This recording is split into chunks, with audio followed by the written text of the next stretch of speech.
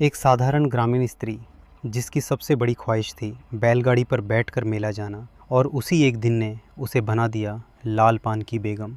गरीबी में भी सपने होते हैं, और कभी कभी एक लाल पान इंसान को बेगम जैसा एहसास दिला देता है। गांव की सुबह हमेशा की तरह धीरे धीरे जाग रही थी। पूरब दिशा से निकलती सूरज की हल्की लालिमा खेतों पर बिखर रही थी। कहीं बैलों की घंटियां सुनाई दे रही थीं, तो कहीं चूल्हों से उठता धुआं आसमान में घुल रहा था। मिट्टी की पगडंडियों पर बच्चे नंगे पांव दौड़ते फिर रहे थे, और औरतें कुएं से पानी भरकर घर लौट रही थीं। पूरा वातावरण सादगी, अपनापन और ग्रामीण जीवन की खुशबू से भरा हुआ था। लेकिन उस दिन गांव में सामान्य दिनों से कुछ अलग उत्साह था। पास के गांव में लगने वाले मेले की चर्चा हर चौपाल, हर आंगन और हर गली में हो रही थी। बच्चे मेले में मिलने वाले खिलौनों और मिठाइयों की बातें कर रहे थे। जवान लड़के नए कपड़े पहनने की सोच रहे थे, और स्त्रियां मन ही मन मेले की रौनक देखने को उत्साहित थीं। गांव के बूढ़े लोग चौपाल पर बैठे बीते वर्षों के मेलों की बातें याद कर रहे थे। कोई कहता पिछले साल वाले मेले में कितना बड़ा झूला आया था, दूसरा हंसते हुए जोड़ देता और मिठाई वाले की जलेबी का स्वाद आज तक याद है। इन बातों के बीच पूरा गांव मानो मेले के आने से पहले ही खुशियों में डूब चुका था। इन्हीं साधारण लोगों के बीच रहती थी बिरजू की माँ। उसका जीवन भी बाकी ग्रामीण स्त्रियों की तरह काम और जिम्मेदारियों से भरा था। सुबह से शाम तक घर के काम, पशुओं की देखभाल और परिवार की चिंता में उसका समय बीत जाता। लेकिन मेले का नाम सुनते ही उसके मन में भी एक छोटी सी इच्छा जाग उठती थी। वह भी चाहती थी कि इस बार वह अच्छे से सज धज कर मेले जाए, लोगों के बीच बैठे और थोड़ी देर के लिए अपनी रोजमर्रा की परेशानियों को भूल जाए। फणीश्वर नाथ रेणु ने इस आरंभिक वातावरण में गांव की आत्मा को बहुत जीवंत ढंग से प्रस्तुत किया है। खेत, पगडंडियां, बैलगाड़ियां, चौपाल और लोगों की बातचीत सब मिलकर पाठक को सीधे उस ग्रामीण दुनिया में पहुंचा देते हैं जहां छोटी छोटी खुशियां ही जीवन का सबसे बड़ा उत्सव बन जाती हैं। मेले की चर्चा सुनते सुनते बिरजू की माँ के मन में भी उत्साह धीरे धीरे बढ़ने लगा। बाहर से वह सामान्य दिखाई देती थी, लेकिन भीतर कहीं एक पुरानी इच्छा सिर उठाने लगी थी। वह भी इस बार मेले जाना चाहती थी, केवल पैदल नहीं बल्कि बैलगाड़ी पर बैठकर। उसके लिए यह सिर्फ यात्रा नहीं थी, बल्कि सम्मान और खुशी का अनुभव था। गांव की औरतों के लिए ऐसे अवसर बहुत कम आते थे। उनका जीवन घर की चारदीवारी, खेत खलिहान और जिम्मेदारियों के बीच ही बीत जाता था। मेले का दिन उनके लिए किसी त्योहार से कम नहीं होता। बिरजू की माँ भी जब दूसरी औरतों को मेले की बातें करते सुनती तो उसके मन में हल्की सी कसक उठती। वह सोचती, काश इस बार मैं भी अच्छे से सज संवर कर बैलगाड़ी में बैठ कर जाऊं। उसकी यह इच्छा बहुत बड़ी नहीं थी, लेकिन उसके जीवन के हिसाब से बेहद खास थी। वह कल्पना करती कि कैसे लोग उसे देखते हुए कहेंगे, देखो बिरजू की माँ कितने ठाठ से मेले जा रही है। यह सोचकर उसके चेहरे पर हल्की मुस्कान आ जाती, लेकिन साथ ही उसे अपने हालात का भी एहसास था। घर की आर्थिक स्थिति साधारण थी, बैलगाड़ी का इंतजाम आसान नहीं था, फिर भी मन उम्मीद छोड़ने को तैयार नहीं था। वह बार बार अपने पति से मेले की बात छेड़ती, कभी सीधे तो कभी इशारों में। उसके शब्दों में आग्रह कम और सपना ज्यादा झलकता था। उस दिन जब वह आंगन में बैठी काम कर रही थी, उसकी नज़र बार बार सड़क की ओर चली जाती। गांव से गुजरती बैलगाड़ियों को देखकर उसके मन में एक अनकही चाह और गहरी हो जाती। उसे लगता मानो हर गुजरती गाड़ी उसे पुकार रही हो। मेले का दिन आखिर आ ही गया। सुबह से ही गांव में हलचल बढ़ गई थी। कहीं बच्चे जल्दी जल्दी नहा रहे थे, कहीं औरतें अपने सबसे अच्छे कपड़े निकाल रही थीं। बैलगाड़ियों की आवाजाही शुरू हो चुकी थी। पूरे वातावरण में उत्साह घुला हुआ था, लेकिन बिरजू की माँ के मन में खुशी के साथ साथ एक बेचैनी भी थी। अभी तक यह तय नहीं था कि वह मेले जा पाएगी या नहीं। वह सुबह से ही घर के काम जल्दी जल्दी निपटाने लगी। चूल्हे पर रोटियां सेकीं, बच्चों को तैयार किया और आंगन साफ किया। काम करते हुए उसकी निगाह बार बार दरवाजे की ओर चली जाती, मानो किसी खबर का इंतजार हो। हर बार बैलगाड़ी की चरमराहट सुनकर उसका दिल तेज धड़कने लगता। कुछ देर बाद उसने अपनी पुरानी लेकिन संभाल कर रखी हुई साड़ी निकाली। वह उसे बड़े ध्यान से पहनने लगी। बालों में तेल लगाया, मांग ठीक की और आईने की जगह पीतल के बर्तन में अपना चेहरा देखने लगी। उसके चेहरे पर हल्की झिझक थी, लेकिन आंखों में चमक साफ दिखाई दे रही थी। जैसे जैसे वह सज रही थी, उसके भीतर आत्मविश्वास बढ़ता जा रहा था। फिर उसने पान निकाला। लाल पान उसके लिए केवल खाने की चीज़ नहीं था, वह उसके शौक़ और खुशी का प्रतीक बन गया था। पान होठों में दबाते ही उसके चेहरे पर एक अलग ही रौनक आ गई। उसे लगा जैसे वह भी किसी बड़ी घराने की औरत हो।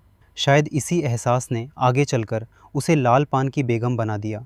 लेकिन खुशी के बीच चिंता अभी भी बाकी थी। समय बीतता जा रहा था और बैलगाड़ी का कोई पक्का इंतज़ाम नहीं हुआ था। बिरजू की माँ कभी आंगन में जाती, कभी बाहर सड़क की ओर झांकती। मन में डर था कि कहीं सपना अधूरा न रह जाए। उसकी प्रतीक्षा केवल मेले की नहीं थी, बल्कि उस सम्मान और खुशी की थी जिसे वह वर्षों से महसूस करना चाहती थी। उस दिन उसकी हर धड़कन में उम्मीद बसी हुई थी। आखिर वह क्षण आ ही गया जिसका बिरजू की माँ को कई दिनों से इंतज़ार था। बैलगाड़ी दरवाजे पर आकर रुकी तो उसका चेहरा खुशी से खिल उठा। उसकी आंखों में ऐसा उत्साह था जैसे किसी बच्चे को अचानक उसका सबसे प्रिय खिलौना मिल गया हो।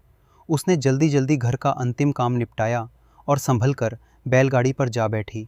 बैलगाड़ी धीरे धीरे गांव की पगडंडी पर चलने लगी। बैलों के गले की घंटियां मधुर आवाज़ में बज रही थी।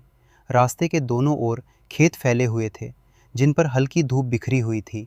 हवा में मिट्टी और फसलों की मिली-जुली खुशबू तैर रही थी। गांव के लोग रास्ते में मिलते, मुस्कुराकर देखते और मेले की बातें करते हुए आगे बढ़ जाते। लेकिन उस समय बिरजू की माँ के लिए पूरी दुनिया जैसे बदल चुकी थी। वह बैलगाड़ी पर बैठी खुद को किसी रानी से कम नहीं समझ रही थी। उसके होठों में दबा लाल पान उसके चेहरे की मुस्कान को और गहरा कर रहा था। वह बार बार अपनी साड़ी ठीक करती, आसपास देखती और मन ही मन गर्व महसूस करती। रास्ते में जब दूसरी औरतों की नज़र उस पर पड़ती तो कुछ हंसकर कहती, अरे वाह, आज तो बिरजू की माँ बड़ी ठाठ में जा रही है। कोई मजाक में उसे बेगम कह देता। धीरे धीरे यही शब्द उसके साथ जुड़ गया, लाल पान की बेगम। यह संबोधन केवल मजाक नहीं था। उस पल बिरजू की माँ सचमुच खुद को खास महसूस कर रही थी। उसके जीवन में ऐसे अवसर बहुत कम आए थे जब उसने अपने भीतर इतना सम्मान और खुशी महसूस की हो। बैलगाड़ी की वह साधारण यात्रा उसके लिए किसी शाही सवारी से कम नहीं थी।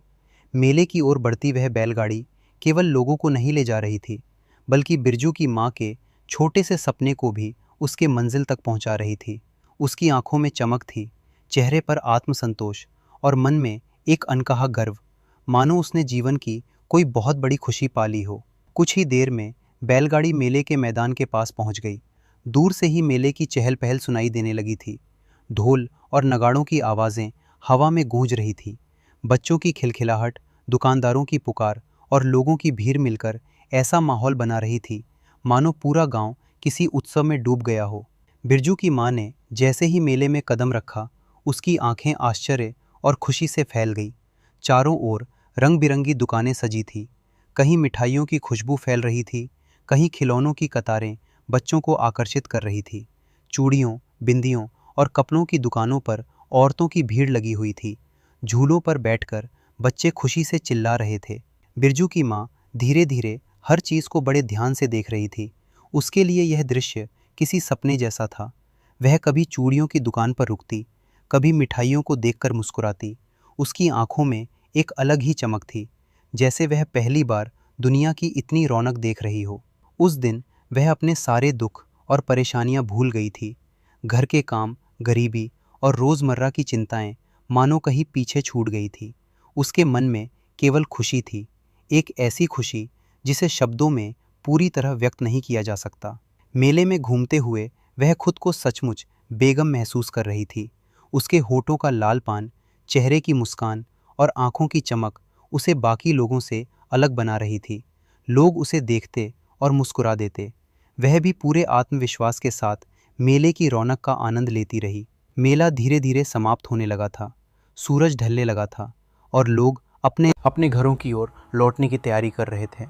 बैलगाड़ियों की आवाजाही फिर शुरू हो चुकी थी, लेकिन बिरजू की माँ के मन में उस दिन एक अलग ही शांति और संतोष था। उसके चेहरे की मुस्कान अब भी वैसी ही बनी हुई थी। जब वह वापस बैलगाड़ी में बैठी तो उसके मन में बार बार पूरे दिन की बातें घूमने लगी। मेले की भीड़, रंग बिरंगी दुकानें, लोगों की हंसी और सबसे बढ़कर बैलगाड़ी पर बैठकर मेले जाने का उसका सपना।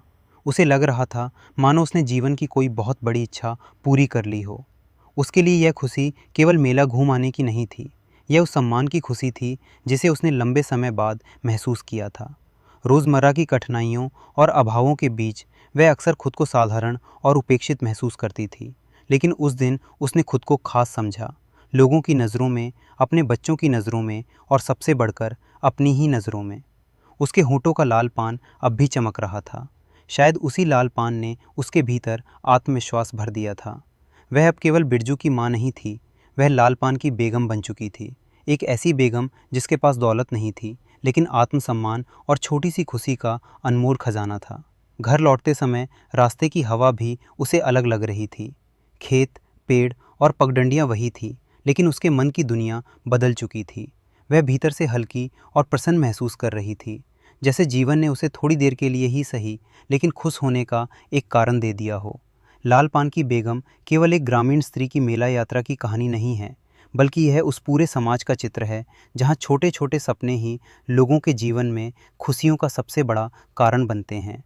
कहानी समाप्त होने के बाद भी बिरजू की माँ का चरित्र पाठक के मन में लंबे समय तक जीवित रहता है। बिरजू की माँ कोई असाधारण स्त्री नहीं थी, वह गांव की एक साधारण और मेहनती औरत थी, जिसका जीवन अभावों और जिम्मेदारियों से भरा था। लेकिन उसके मन में भी सम्मान पाने, सजने संवरने और खुश रहने की वही इच्छा थी जो हर इंसान के भीतर होती है। यही बात इस कहानी को बेहद मानवीय और भावुक बना देती है। कहानी यह बताती है कि खुशी का संबंध केवल धन दौलत से नहीं होता।